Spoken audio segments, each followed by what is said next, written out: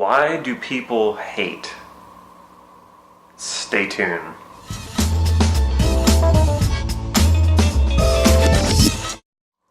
This is Damon Cart from NLP Gym, the psychology of hate.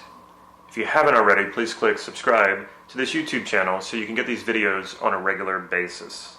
Hello everyone, this is Damon Cart with NLP Gym, and I am here with Dr. Matt, who is speaking to us from Poland. And the reason why I wanted to have Dr. Matt on is, well, your credentials are go quite far, and one of your credentials is psychology, and you've written, was it 13 books now? Yeah, 13 books. 13 books. And your most recent one was actually the literal translation of it, as I think you had mentioned, is called The Psychology of Hate. Yeah, precisely. Psychology of Hate. And it hasn't been translated into English yet, has it? Not yet. Not yet. Apparently it should, considering what kind of problems you guys have there. So maybe this book could come useful. And that's why I wanted to have you on. We had the Charlottesville, Virginia thing that happened, and which was very sad. And just last night, they had an intense rally, or Trump had an intense rally in Phoenix, where there were many protesters outside. And we don't really want to go into politics here. What we really want to go into is the psychology of what's happening. And I think what's great about having you on is that you don't live in America. You're not American. And you're kind of observing this from the outside looking in. And you've studied this. You've studied hate, and among many things, including NLP and many different types of psychology and human behavior. I mean, that was one of the first things you and I, when we went out and when we were in San Diego, I mean, the way that you observe human behavior and what you're able to pull from what you can see is amazing. I haven't seen any skills quite like that. So thank you very much. And considering that right now we're talking about hatred and much deeper topics, I can see that two of us have evolved, which is good news. Yeah, I agree. And so now what made me curious is like, well, when you look at what's going on in the news here, what are you seeing? And can you tell us about the psychology of what you see going on here? Well, firstly, when I'm looking at the news, even though it's called the news, it should be called opinions, because we're not really looking at the news as such. News has an objective component to it. And we as human beings, especially when we go into emotional states, we stop being emotional. And it's hatred as such is not only an emotional concept, even though this is where we usually start when we think about hatred, but it's also based on psychology, it's also based on sociology, history, and even certain external geographical factors can play a role. You said I was not American, but it doesn't really matter, because as long as you are someone, most probably you will, as a certain archetype, go into a hatred game. It's only a question of time. So this is, if that's fine with you, my recommendation to what we should start with, which is, what is hatred? Why people actually hate? Mm-hmm. How do we go about hate? Because it seems to be a universally understood mechanism that really does not depend on which nation, culture, or gender you come from. Because once we go into who hates whom, we're going to fall into a trap of content.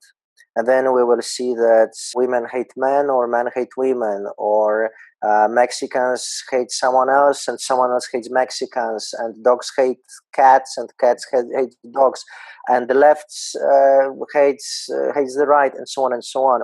It's not the point. The idea is to understand how the mechanism works, because firstly, if there is hate, there is always hate geared or directed towards something or someone, which means that you must have an object of hate. Otherwise, there's no hatred as such. So to have any kind of hatred, firstly, a relationship must be established. When we think about hatred, normally, when we think about relationship, normally we say husband and wife, two friends, teacher, students, YouTuber, and viewers and followers, and so on. But there's many different relationships. We can have a relationship with an aggressor and the victim. Or we can have a relationship between people who love each other or they hate each other. they decide to have this relationship on the basis of certain factors. Because if you have two objects or two people, X and Y, they can be connected on many different levels. I mean, they could like themselves, they could love themselves, they could enjoy themselves, or they could hate themselves. So my question, which is psychological, philosophical, is the question why? Why did they choose? And if yes, was it a conscious choice? The relationship which is based on hate. And then when we use common sense, most probably nobody uses hatred as a conscious choice because simply it doesn't pay off. Now it's economists talking about my credentials talking. As you know, I did my PhD in economics with specialization in management. So from this standpoint, I look at the world from mathematical point of view. If I can like you, it pays off more. Simply because we feel better, simply because we can establish some business together. If I love you, then it's even a stronger bond, right? So if I enjoy you or enjoy your companionship, then I get certain benefits from it, at least psychological, right? At least I'm not losing time when I'm with you. I'm just simply enjoying the moment. So who would choose consciously to hate someone if it doesn't pay off?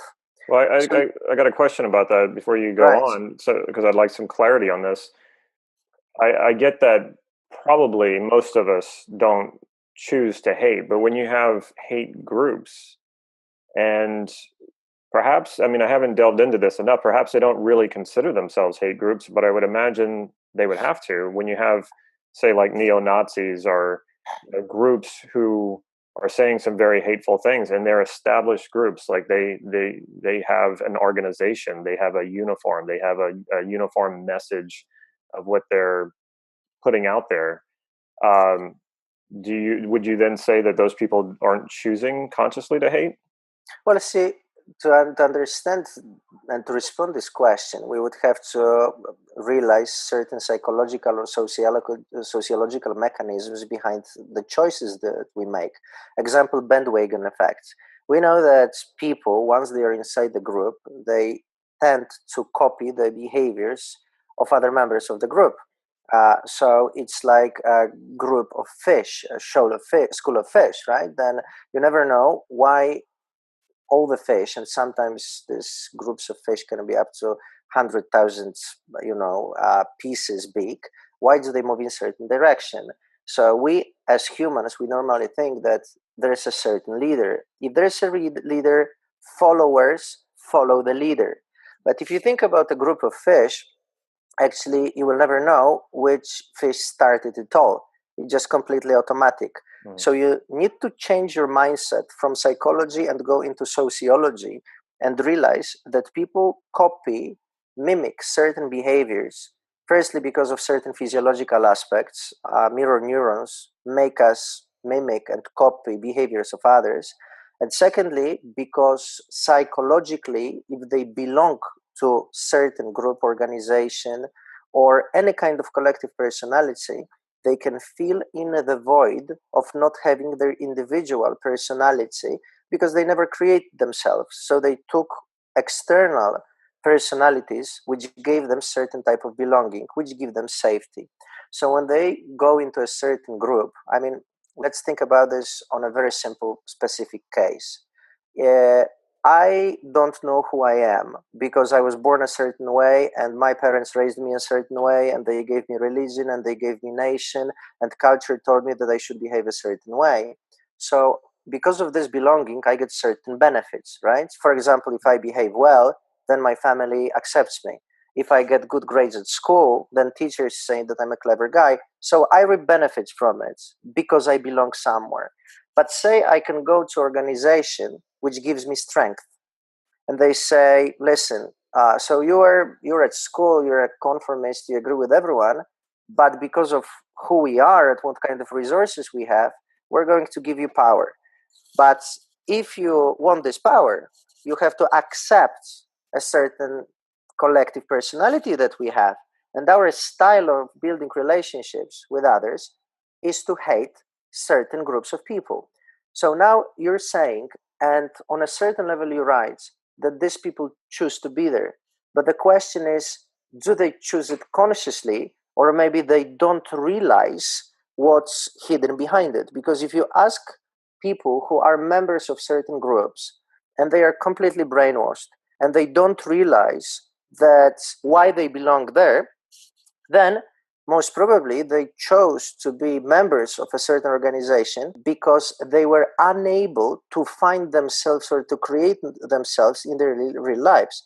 And since ego knows no void, you always have to have a certain I. It's just way simpler to belong to organization which gives you style of communication, which gives you certain language, behaviors to follow, security.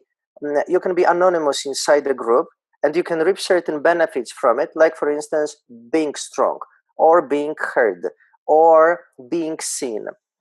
All these reasons show you that people go there not really because they choose consciously, or at least not always, but maybe because they have no other better option, which doesn't mean that this option is morally good or legally good or that it's adequate. It's simply the best choice that they have. And here comes the understanding of an important NLP principle. People always make the choices that are the best and available to them. And also, all behavior, no matter how egregious, originates as a positive intent. And that's how I've been trying to look at this. I've been trying to look at the images of these people and say, okay, their behavior is horrible. This hatred, this yelling out, racial slurs, or attacking people. This is terrible behavior. What is at the root of this, though? What is at the core of this? And I think that's what you're shining a light on here. And it actually, as you were explaining it, I was starting to feel more sympathy toward these people. It's easy to see hate and then hate it back, and that doesn't do us any good. Well, the point is that once this happens, we feed the same mechanism and we fall into the same trap. If you pour more water into water, it doesn't become less watery. If you throw a stone into the mountain becomes big. I mean, if you use hatred with people who hate already, you just teach them that the intensity of hate they used was not strong and good enough, so they will intensify it. I remember a situation, was a personal situation, long time ago. I was sitting on a plane coming back with my wife from Mexico to Europe, and there was this lady, maybe in her late 20s, who was trying to take control of her apparently son. He was maybe 5, maybe 6. And he would be yelling. I mean, we're talking about crying, yelling, and behaving in a very unkind way. And she was trying to put him at ease, but she was unable to. She was unable to calm him. And obviously, you saw other people. You know how it is on the planes. You see people getting annoyed and so on. So socially, she was also rejected and frowned upon, which obviously caused certain emotions in her to intensify. And she started to use physical force with this kid, right? She would hold him like that. And then finally, she would slap him. When this happens, I felt immediate urge of anger in me. And I was almost going to stand up to go and talk to her. But it wouldn't have been a psychological conversation. It wouldn't have been Dr. Matz being conscious and therapeutic and trying to do the best, right? I think it would have been my wrestling Brazilian jiu-jitsu type, not inside. And my wife holds my hand and she says, "What are you going to do?" I say, "I'm going to talk to her." And she says, "If you talk to her in this state, what is going to happen?" Because see, if she's angry and I go there and I use anger on her anger, probably I'm going to win because I'm a man, because I've practiced anger, because I'm a psychologist, so and so on and so on and so on. But the result being that it would be a lesson for her that anger, firstly, is a solution. Secondly, it's a question of intensification. So she has to use bigger anger on her son later when an external stimuli, like myself, is gone. So if I have used anger on her, she would have used anger back on her son, but afterwards maybe in the restrooms or maybe at the airport. So you cannot really use the weapon that causes the problem on the weapon, because fire against fire just produces more flame. And this is what is also happening there. And this is a dynamic that is quite popular. People protest, and then you have counter protests. But you don't realize that it causes more stir and more whirl of the same problem. You have to counter it with another measure, like you counter fire with water, right? So coming back to reasons, because this is what you were asking for. First, in every hatred, which is, by the way, style, we talk about feeling, but it's not only this, it's also a style of communication.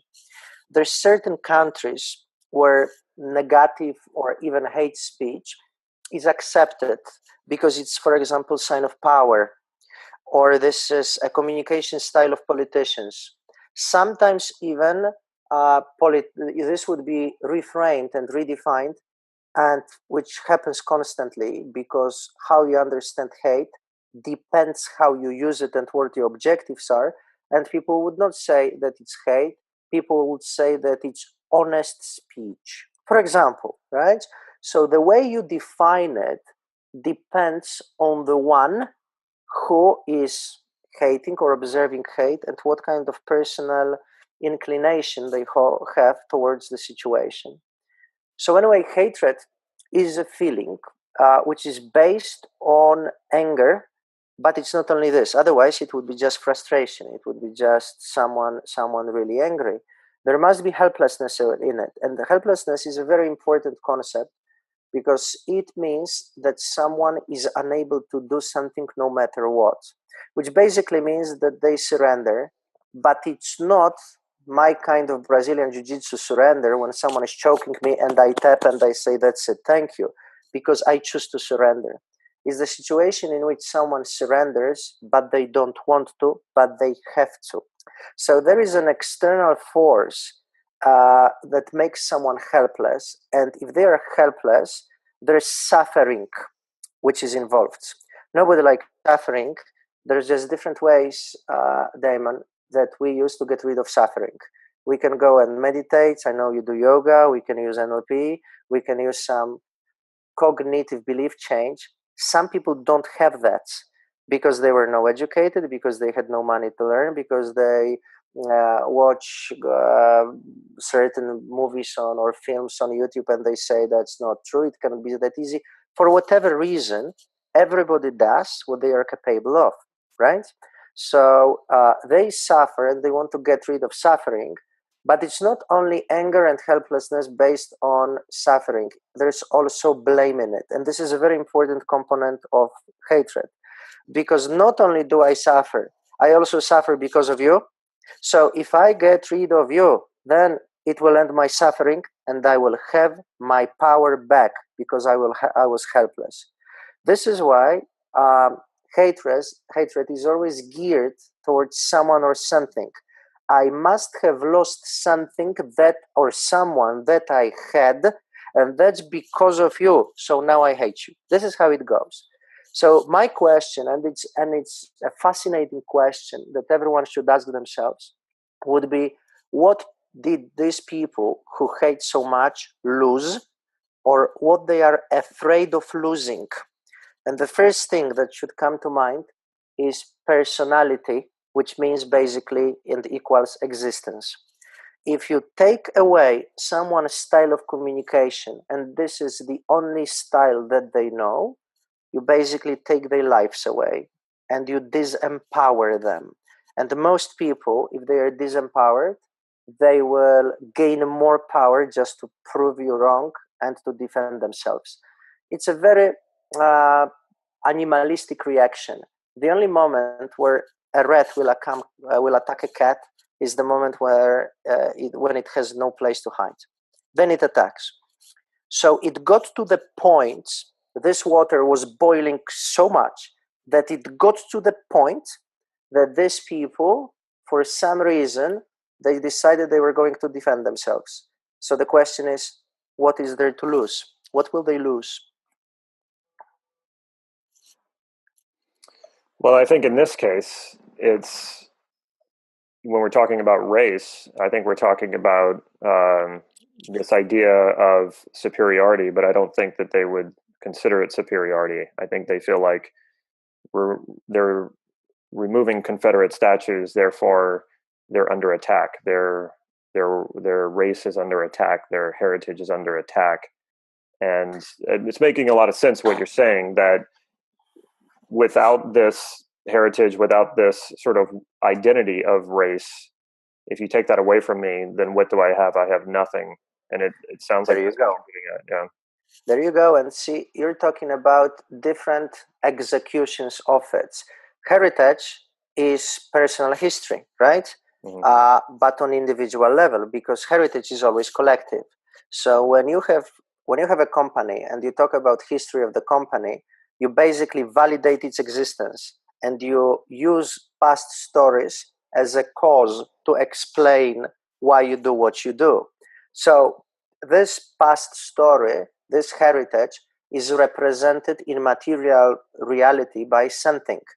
It's represented by books, historical books. It's represented by the names of the streets. It's represented by local folk dancing or singing. It's represented by statues. It's represented by traditional jewelry or films from the past. Once you start destroying the symbols, which is material executions of their heritage, which is their cause for existence, you basically destroy their existence. And every organism that is under attack will fight back. And it has nothing to do with psychology as such. It's pure physiology.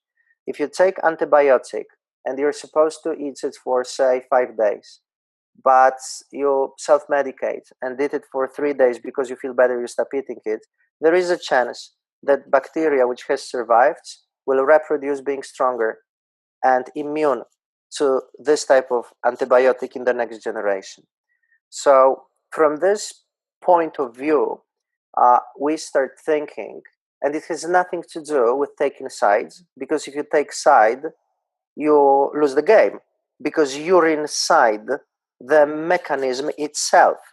You have to understand the mechanism and get outside of the mechanism, because the mechanism is based on blame. It's your fault. And you say, no, it's not. It's your fault. So we are inside the same thing. And every mechanism is always based on two extremes. This is how it feeds itself. Left against rights. Republicans versus Democrats. Future against past. Dog against cat, and so on and so on. We don't really have the solution, and it's also fascinating to observe, and you mentioned news. We don't really have the solution in which I can see what is happening without being prompt to have a certain opinion about it. And I don't want to have an opinion, because if I have an opinion, which by nature is always extreme, not extremist, but extreme, meaning taking sides, I lose the mechanism which causes all this, right? So you said that maybe they will lose superiority. Maybe it's not about superiority. Maybe it's about the fact that this is the only way that someone can feel better. I mean, think about it this way. Say you're a sport person, you're a professional athlete, and you get a medal. You have sacrificed all your life to get this Olympic gold. But because of some reason that took place, this gold medal is taken away from you. Say it's because they found out that someone was on steroids, right? But you can say, it's not my fault, because you know that inside the discipline, most of people were taking steroids anyway. So you will feel that it was not just. You will say, why me? When they take this medal away from you, if this was the only thing that you were drawing your self-esteem from and your value from, you've got nothing left. You're just no one there. You're like a general without the army. So you're like someone who is a gangster without your criminal group. It's just you're Tony Soprano without his family, right? And I mean, it's simply not going to work. So this is everyone realizes their needs. The question is, how do you realize and execute your needs? There was once an interview with a famous convicted murderer who has, and that was in the States, who has killed more than 100 people. And they say, why did you do this? And he was a dead man walking, right? So that was just because before the execution. And he says, because I wanted to be seen, because I wanted to get attention. And some people simply don't have other way to realize their needs. And the needs are different. You mentioned one, superiority. Superiority is really about self-esteem, is about me feeling powerful. But there's others. Necessity to be seen, necessity to impress others, necessity to feel alive, necessity to belong, necessity to feel safe. And all this can be managed in different ways. One of the ways is to belong to a group which will manage it for you. That's why we are social creatures. And that's why it's so easy to fall into a trap of being part of something. Okay. Well, you've brought a lot of clarity to this situation, and I'm not surprised. That's why that's why I wanted to have this conversation with you. I guess now that I have a greater understanding of it, I'm still sitting here thinking, well, what do we do? What can make this better? How do we solve this? What are some solutions to moving, at least if not like solving the whole problem, because it's a problem that's persisted since probably the beginning of civilization. And there you go. There you go. How do we look at the context, though, that we're finding ourselves in this country with very polarizing communications, whether that's from politicians or even from the media? Everything's very polarized. And part of that is, I think what you're saying is, look at me. Either the politicians or the media is saying, watch us, watch me, listen to me. And that can be for ratings and money, or that can be to get elected, to gain more power. A lot of that is happening right now. And a way that one of the strategies for that is to become more polarizing. So, well, for the polarization itself is the nature of American culture, because you guys have so much variety of race, gender, religion, sexual orientation, nationality, ethnicity, age, gender identity, political affiliation, and so on and so on. This wouldn't happen that much inside monocultures that wouldn't have so much variation, because variation itself means contrast, and contrast on a positive side means learning, and creativity. On the negative side means conflict. And you nailed it. It's so true that hatred existed from the beginnings of civilization, probably even before, considering the story about Adam and Eve, right?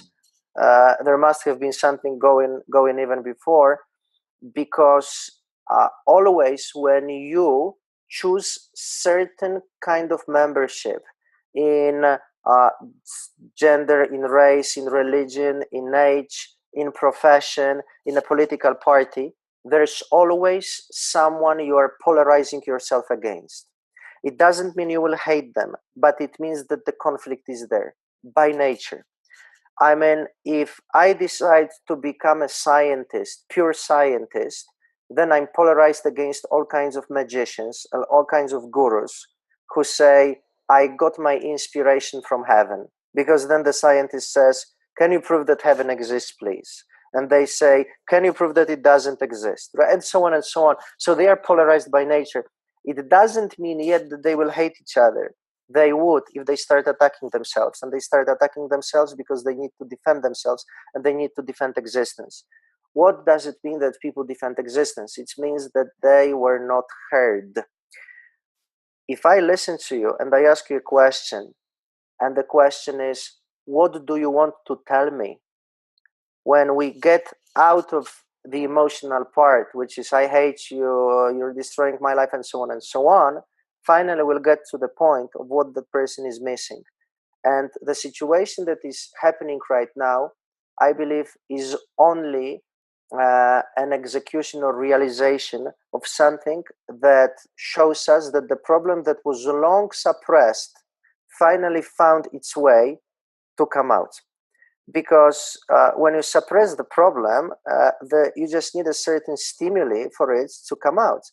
And the stimulus are all the time. It's like a bomb that is ticking, like tick tack, tick tack, tick tack, and then suddenly someone is provoked. It's not provoked because people have bad intentions, but it's provoked because they feel threatened. So the first solution to the problem is to listen. And if you listen, you have to go there without the concept of being judgmental. And judgmental means I'm right, you're wrong, or I'm left and you should be right. The concept is, what do you want to tell me? What kind of views do you have? How can we address them? Because now when you start gathering information from the concept of sales, you're basically gathering data, right? You're asking your clients to talk about their needs.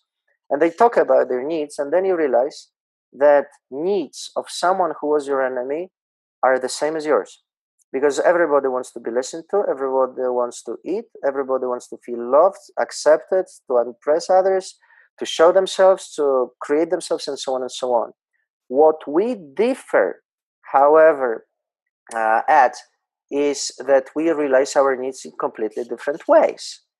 I mean, people can get motivated because they pray or because they prepare themselves jumping on stage, because they listen to loud music, because they take drugs, because they ask someone to believe in them, or because they prepare cognitive belief change. So which method is good?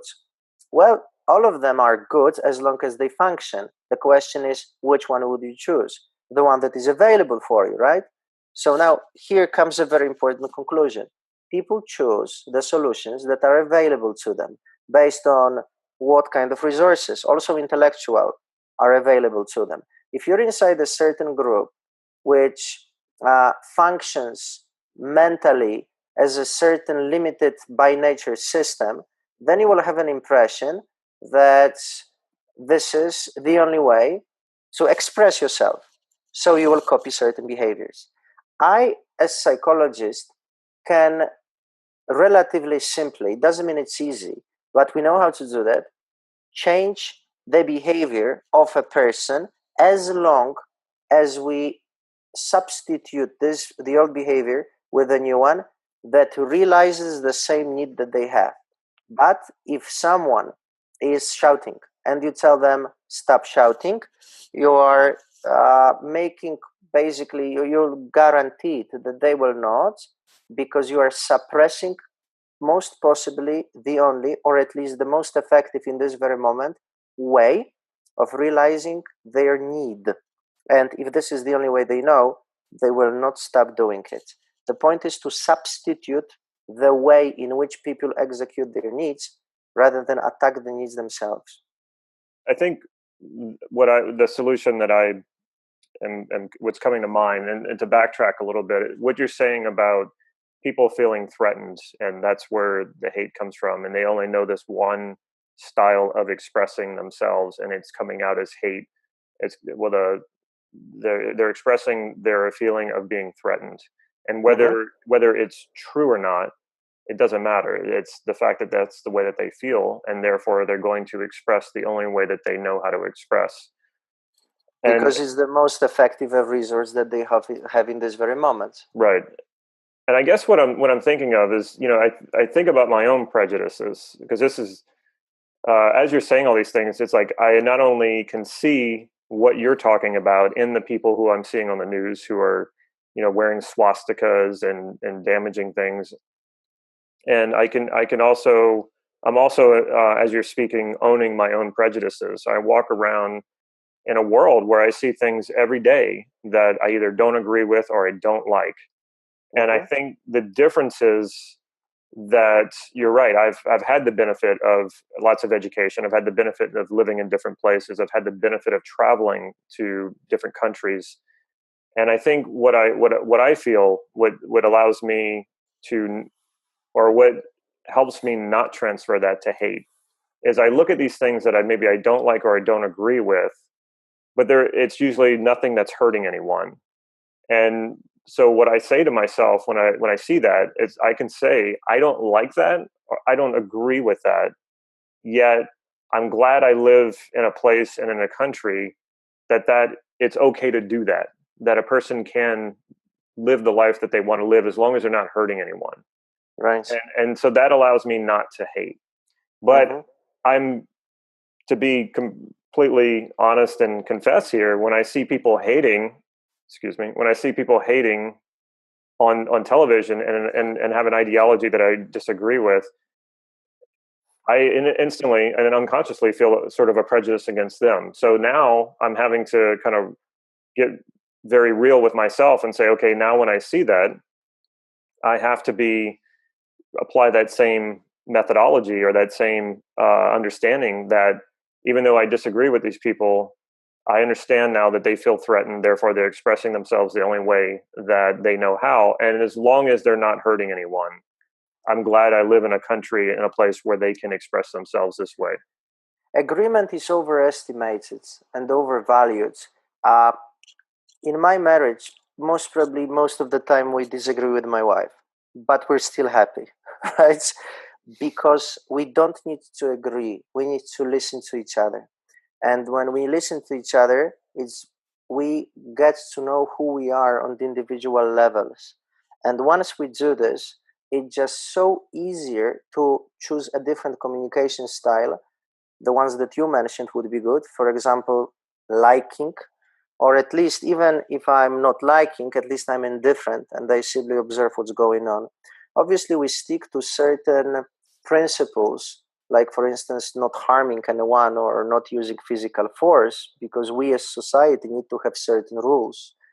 But from psychological perspective, the fact that you have legal system which protects citizen doesn't mean that someone will not hate, or doesn't mean that if someone is given opportunity, they will not execute it on the outside, because simply they have to.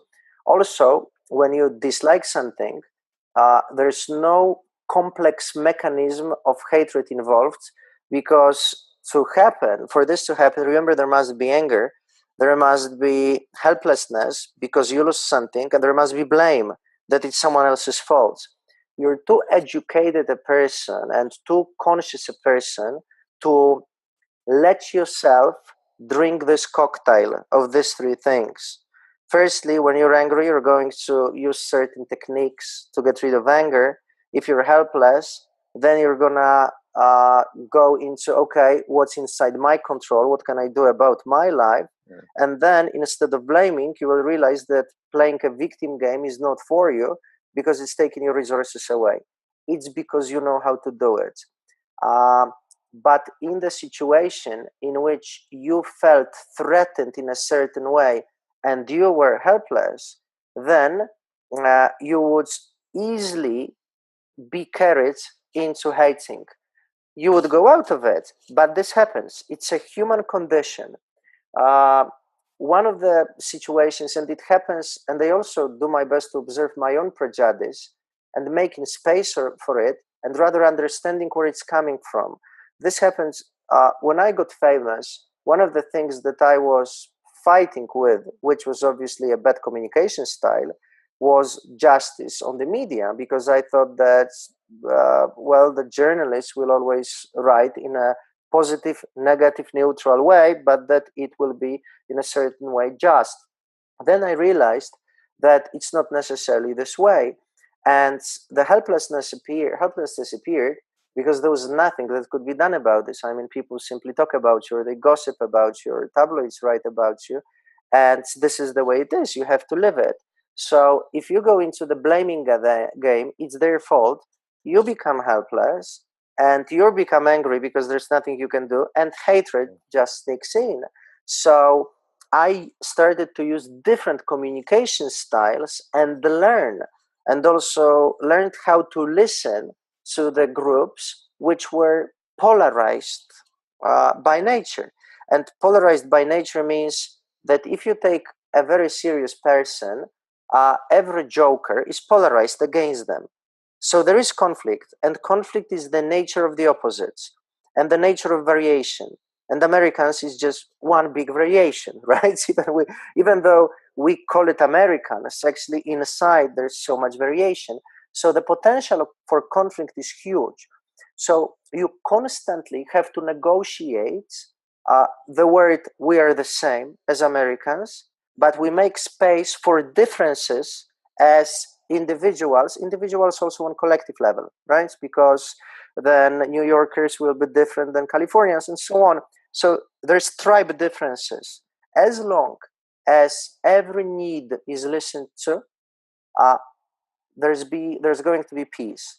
Because if there is a person who hates, and I listen to them, and they realize that they hate because they feel threatened, if I evidence to them that they are not threatened and that everything will be okay, what's going to happen is that they will automatically choose the easier, more economic way of dealing with things, because hatred doesn't pay off.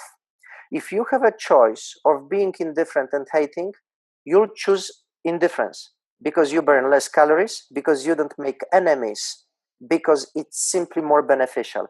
And even if you didn't like to say that you will choose this, your brain will, because your brain always chooses what's more economical for it.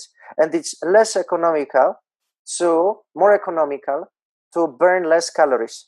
And you will burn less calories if you don't destroy cars in the street. That's just how simple it is. You wouldn't do this. Too much risk involved. Yeah, So hate. I was gonna say hate is a heavy burden to carry. I mean, yeah, when you think about it, what these people must be carrying, and also I really like this pragmatic approach you're taking to it. You know, we're staying out of the moral argument, and there is a moral argument, and that's a valid argument. But I like how you're going about this. I mean, you're just calling it out and saying more calories burned or fewer calories burned, but that is human nature. We're going to find the easiest way to go about something. And well, if your easiest way, that's intense. Also, this pragmatic approach is safer and more sound, because if there's mathematics involved, if there's physiology involved, then people don't take a standpoint, don't take a moral standpoint and go into a story which is conflicting by nature, what's good and what's bad. I mean, you really go into a serious conflict if you decide that something is 100% good and something is 100% bad. Because if this happens, there's judgment in it. And morality is a collective belief based on evolution of humanity. But if we choose this and we go into this topic, there's absolutely no way we can find a solution. I'll give you a few more ticking bombs apart from this one. Should guns be allowed? Should marijuana be legal? Should homosexual, and so on, right? So no matter what kind of abortion, right, and so on, these are ticking bombs topics. So no matter which side you choose, there's always harm caused, because you cannot simply say this is 100% this or this is 100% that, because everything influences everything. It's a three-dimensional structure of cause and effect. It's not linear. It's not, if you do this and if you accept us, you will be happy. It just doesn't go this way, because human behavior is complex and based on many other factors which we mentioned. There's geography in it. I mean, think about this. If it was right now, if it was really heavy storm down there, or it was really heavy snow, would people be eager to protest so much?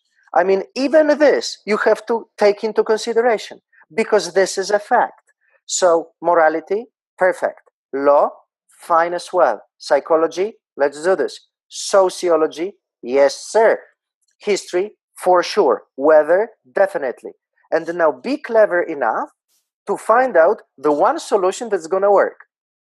It's just not the point, right? So I'm taking this attitude in which I know what's going to happen on even physiological level with people if they are offered different options. And as a psychologist, I know that they will use better options if they are given to them.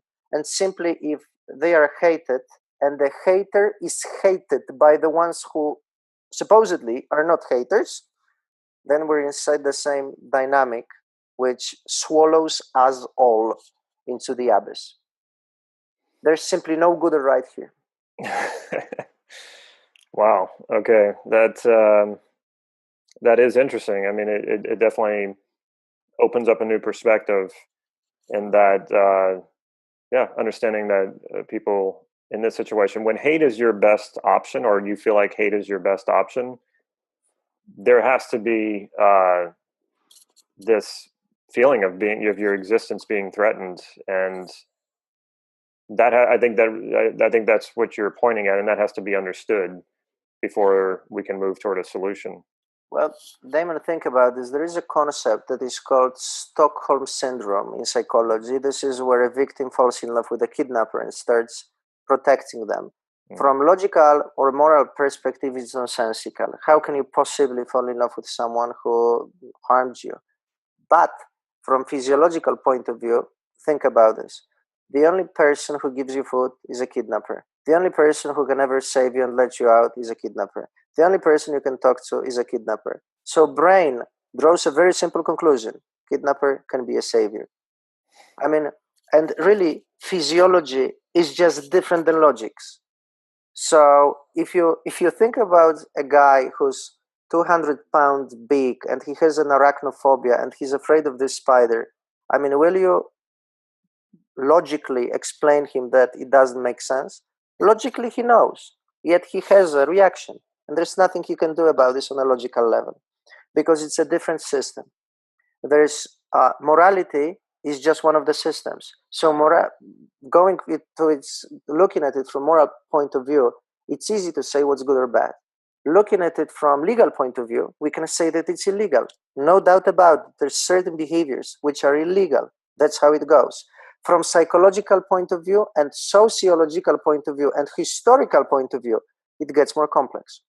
So if someone wants to say good or bad, at least I would suggest that they follow the option of good or bad in which paradigm, because morality, law, philosophy, psychology, history, these are all different paradigms. Agreed. Thank you for joining me for this conversation and giving us your time. It's, what is it, almost midnight there in Poland? It is here, yeah. Okay. Well, I really appreciate you staying up and taking the time to discuss this. It's becoming a subject and a situation here that people really can't ignore, and it's really nice to have an outside perspective on it, and one that, an educated perspective on it, and then one that's outside, I think is a very valuable perspective to have brought in. So thank you for that. You're most welcome, and everything will be okay. Every turbulence is temporary, and always after a storm, the sea calms down. So people involved in it will grow on many levels, on intellectual levels, on legal levels, on even political levels. So it will do a lot of good. Unfortunately, always when we go to the gym, we hardly ever like the bench press itself, especially the last 2 repetitions. But don't we love the bicep that is created later? So this is how it goes. Crisis is always necessary, so that new conclusions are drawn. I guess you might as well take an optimistic perspective on it. I mean, what else can we do but be optimistic, and cautiously optimistic in the sense that we don't turn a blind eye to what's going on and just say, oh, it's going to be okay. We need to be conscious of it, and we need to put our attention on it at the same time, that just knowing that, yes, the turbulence will calm down and things will get better. I mean, why think about this in any other way but that way, to know that it's going to get better? Well, it's always been like this. After every war, finally there's peace, right? And this is just turbulence, and historically you guys have gone through much worse turbulences, which by no means means that this one is not important, because it is.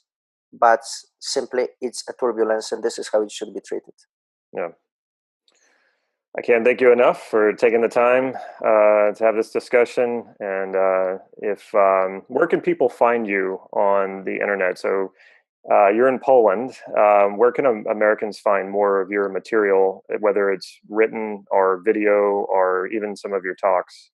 Well, my friends, firstly, if you say, where can people find you on the internet? I wanted to tell you that the internet is one global village, and they can find me on the internet everywhere, not only in the place where one of my companies is, because I travel a lot, and also because I'm planning to come, and we're planning to do some things together there, to do some talks and to do some presentations.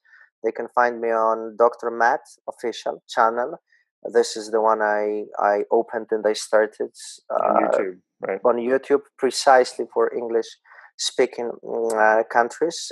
And they can also visit my blog, which at this time when you post it should already be ready.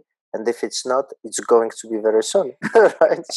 So we're developing it, and it's going well. And I'm so happy that I have a chance and honor to do what is fulfilling my needs, which is to teach people, right? So even though it's almost midnight, considering the fact that my wife didn't protest, everything will be okay. Otherwise, I would have my own turbulence of a different sort.